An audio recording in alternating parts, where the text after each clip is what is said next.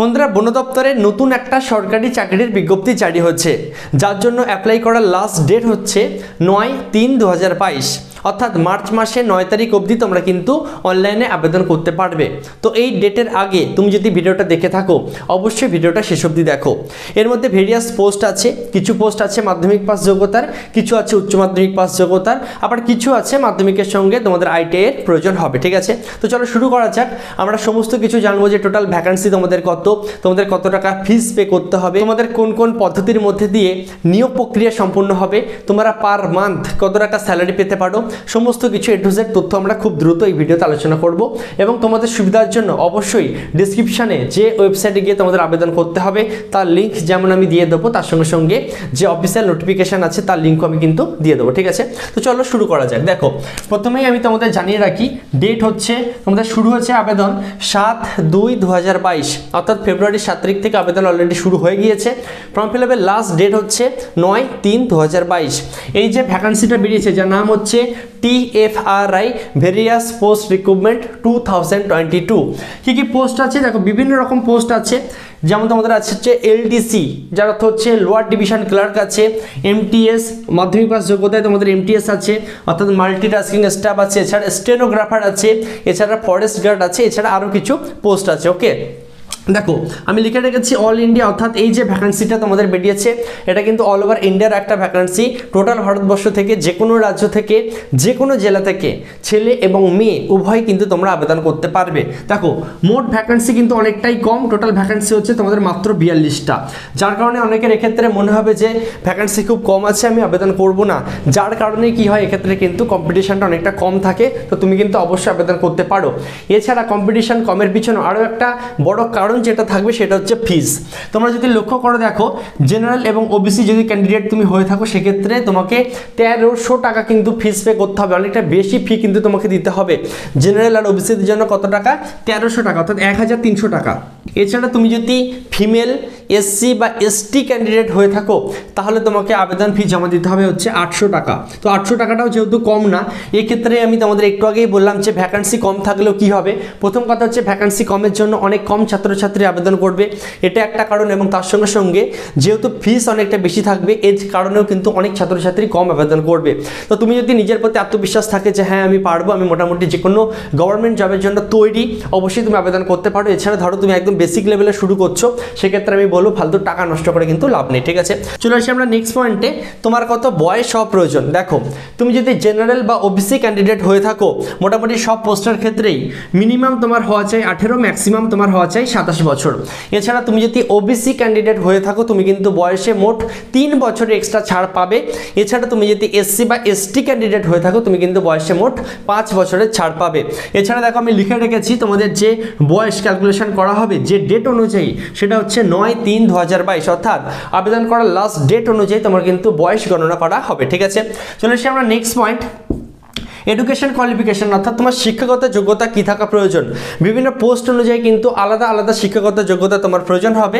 তুমি যদি LDCর জন্য আবেদন করতে চাও, অর্থাৎ লোয়ার ডিভিশন ক্লার্কের জন্য আবেদন করো, সেক্ষেত্রে অবশ্যই তোমাকে যে কোনো শাখায় উচ্চ মাধ্যমিক পাস করতে হবে এবং এছাড়া তোমার কিন্তু টাইপিং জানতে হবে। এক্ষেত্রে তোমাদের অনেকের মনে হতে পারে দাদা আমি টাইপিং জানি না, সেক্ষেত্রে আমি কি আবেদন করতে পারবো? তো অ্যান্সার হবে হ্যাঁ, অবশ্যই তুমি আবেদন করতে পারো। কারণ প্রথম স্টেজ অর্থাৎ প্রথম যে তোমাদের এক্সামটা হবে সেটা যদি তুমি কোয়ালিফাই করে যাও তাহলেই তুমি কিন্তু দ্বিতীয় ধাপে যেতে পারবে। এবং প্রথম ধাপ থেকে দ্বিতীয় ধাপের পরীক্ষার মধ্যে অর্থাৎ টাইপিং টেস্টের আগে যে টাইমটুকু তুমি পাবে তার মধ্যে কিন্তু অবশ্যই তুমি বাড়িতে বসে শিখে নিতে পারবে। তো কাজে অবশ্যই কিন্তু ট্রাই করে দেখতে পারো। ঠিক আছে, চলে আসি আমরা নেক্সট পোস্ট যেটা হচ্ছে MTS, অর্থাৎ মাল্টিটাস্কিং স্টাফ। এক্ষেত্রে শুধুমাত্র তুমি যদি মাধ্যমিক পাস করে থাকো তাহলেই তুমি কিন্তু আবেদন করতে পারবে, এছাড়া কোনো রকম এক্সট্রা কোয়ালিফিকেশন তোমাদের প্রয়োজন হবে না। এছাড়া তোমাদের ফরেস্ট গার্ড যেটা আছে সেক্ষেত্রে অবশ্যই তোমাকে উচ্চ মাধ্যমিকের সায়েন্সের সাবজেক্ট অর্থাৎ ফিজিক্স, কেমিস্ট্রি, ম্যাথ, বায়োলজি এই ধরনের সাবজেক্ট নিয়ে তোমাকে কিন্তু পাস করতে হবে। ঠিক আছে, এছাড়া স্টেনোগ্রাফারের ক্ষেত্রে অবশ্যই তোমাকে যে কোনো শাখায় উচ্চ মাধ্যমিক পাস করতে হবে এবং অবশ্যই এক্ষেত্রে তোমাদের কিন্তু স্কিল টেস্ট হবে এবং তার সঙ্গে সঙ্গে কম্পিউটারে তোমার কিন্তু বেসিক নলেজ থাকা প্রয়োজন। এক্ষেত্রে কম্পিউটারের কথা মনে আসতে আমি তোমাদের একটা বিষয় জানিয়ে রাখি, আমাদের চ্যানেলের তরফ থেকে একটা কম্পিউটারের ফ্রি এক্সেলের কোর্স তোমাদের জন্য প্রোভাইড করা আছে, সম্পূর্ণ ফ্রিতে তোমরা কিন্তু সেই কোর্সটা নিতে পারো এবং বাড়িতে বসেই তোমরা কিন্তু সার্টিফিকেটও পেতে পারো। ডিসক্রিপশনে আমি লিঙ্ক দিয়ে দেবো, অবশ্যই একবার চেক করে নিতে পারো। ঠিক আছে, চলে আসি আমরা নেক্সট পয়েন্ট। সিলেকশন, অর্থাৎ তোমাদের কোন কোন ধাপের মধ্যে দিয়ে নিয়োগ প্রক্রিয়া সম্পন্ন হবে। দেখো এক্ষেত্রে আর একটা বিষয় আমি তোমাদের জানিয়ে রাখি, এই যে পোস্টগুলো আমি তোমাদের বললাম, কেউ যদি তোমরা মনে করো যে একের বেশি পোস্টে আমি আবেদন করব, তোমরা কিন্তু অবশ্যই করতে পারো, সেক্ষেত্রে তোমাকে এক্সট্রা কিন্তু ফিস পে করতে হবে, ঠিক আছে। তো আমরা চলে আসি নেক্সট পয়েন্ট। দেখো তোমাদের নিয়োগ প্রক্রিয়ায় কী কী ধাপ থাকবে। এক্ষেত্রে আর একটা বিষয় আমি তোমাদের বলি, এই যে 4টে পোস্ট আমি তোমাদের বললাম, এর মধ্যে যে দুটো পোস্টের জন্য বেশিরভাগ ছাত্রছাত্রী আবেদন করতে পারবে সেটা হচ্ছে এলডিসি এবং এমটিএস। কাজে এই ভিডিওর মধ্যে দিয়ে আমি তোমাদের এই দুটো পোস্ট সম্বন্ধে বিস্তারিত বলবো, বাকিগুলো তোমরা অবশ্যই নোটিফিকেশনটা চেক করে নিও, ঠিক আছে। তো দেখো এলডিসি এবং এমটিএস এর ক্ষেত্রে তোমাদের কি হবে, 100টা কোশ্চেনের পরীক্ষা হবে এবং অবশ্যই তোমাদের কিন্তু 100 নম্বরের পরীক্ষা হবে, অর্থাৎ প্রত্যেকটা উত্তর সঠিক করার জন্য তোমরা কিন্তু 1 করে পাবে। 100 × 1 = 100 মার্কসে তোমাদের কিন্তু পরীক্ষা হবে, ঠিক আছে। এছাড়া তোমাদের দেখো পরীক্ষার টাইম থাকবে হচ্ছে 2 ঘন্টা। টাইমটা অন্যান্য পরীক্ষার থেকে যথেষ্ট বেশি তোমরা পাবে। সাধারণত দেখা যায় যে 90 মিনিট অর্থাৎ 1.5 ঘন্টা কিন্তু দেওয়া থাকে, তবে এই পরীক্ষার ক্ষেত্রে আধ ঘন্টা তোমরা কিন্তু এক্সট্রা পাবে, ঠিক আছে। এছাড়া পরীক্ষায় কিন্তু নেগেটিভ মার্কিং থাকবে। নেগেটিভ মার্কিং হচ্ছে 1/3। খুব সহজে বললে, তুমি যদি 3টে কোশ্চেন ভুল করো, 3টে ভুলের জন্য তোমাকে কিন্তু 1 নম্বর মাইনাস করে নেওয়া হবে, ঠিক আছে। এটাই হচ্ছে তোমাদের নেগেটিভ মার্কিং। এছাড়া তোমরা যদি প্রশ্ন করো দাদা এর সিলেবাস কী থাকবে, অর্থাৎ কোন কোন বিষয় থেকে কত নম্বরের কোশ্চেন আসবে, সেক্ষেত্রে নোটিফিকেশনে কিন্তু সেইভাবে কোনো কিছু এখনো বলা হয়নি। যদি পরবর্তীকালে বলে দেয় আমি তোমাদের অবশ্যই জানিয়ে দেবো, ঠিক আছে। চলে আসি, দেখো নেক্সট পয়েন্ট আমি লিখে রেখেছি কোয়ালিফাইং, অর্থাৎ তুমি যে 100 নম্বরের পরীক্ষা দিচ্ছ, সেক্ষেত্রে তুমি যদি জেনারেল হয়ে থাকো, মিনিমাম তোমাকে 100-র মধ্যে 50 মার্কস তুলতে হবে, তাহলে তুমি পাস করতে পারবে বা তুমি কিন্তু দ্বিতীয় ধাপে যেতে পারবে, ঠিক আছে। ওবিসিদের জন্য মিনিমাম কোয়ালিফাইং নাম্বার হচ্ছে 45%, তোমাকে মিনিমাম তুলতেই হবে। এছাড়া তুমি যদি এসসি বা এসটি হয়ে থাকো, সেক্ষেত্রে 100-র মধ্যে 40%, অর্থাৎ 100-র মধ্যে মিনিমাম 40 নম্বর তোমাকে তুলতেই হবে, তাহলে তুমি কোয়ালিফাই করবে বা পরবর্তী ধাপে তুমি কিন্তু যেতে পারবে। তো দেখো পরবর্তী ধাপ আমি লিখে রেখেছি, সেটা হচ্ছে এলডিসি পোস্টের ক্ষেত্রে টাইপিং টেস্ট তোমাদের হবে।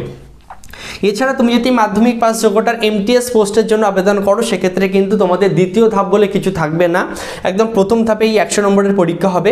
এই পরীক্ষা হওয়ার পর সিট সংখ্যা অনুযায়ী একটা মেরিট লিস্ট তৈরি হবে। সেই মেরিট লিস্ট অনুযায়ী যদি তোমার নাম চলে আসে, তাহলে তুমি সহজে ধরে নাও চাকরিটা তুমি পেয়ে গেছো, ঠিক আছে। অর্থাৎ তোমার এই 100 নম্বরে কেমন তুমি পরীক্ষা দিচ্ছ তার উপরেই পুরোপুরি নির্ভর করছে তোমার এমটিএস পোস্টে সিলেকশন মাধ্যমিক পাস যোগ্যতার, ওকে। এছাড়া তুমি যদি এলডিসি অর্থাৎ লোয়ার ডিভিশন ক্লার্কের জন্য আবেদন করো, সেক্ষেত্রে তোমাদের কিন্তু অবশ্যই দুটো ধাপ পার করতে হবে।